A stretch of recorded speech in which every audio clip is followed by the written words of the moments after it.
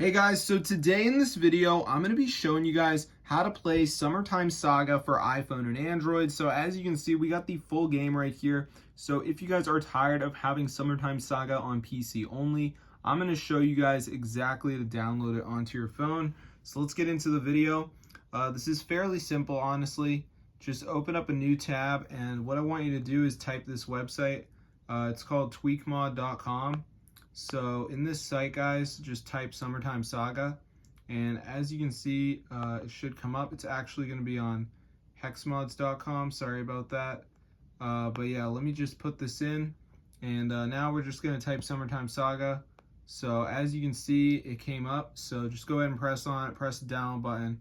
So before it downloads, there's going to be one more step, and that is the verification. So during this step, guys, we're going to have to download 2 apps and follow the instructions, which are 100% free, guys, from official app store, and that will install it into our phone. So I'm going to show you guys exactly to do it. So let's just wait for this to load. So as you can see, it says missing files, additional files required for Summertime Saga. And obviously, guys, we want to play Summertime Saga.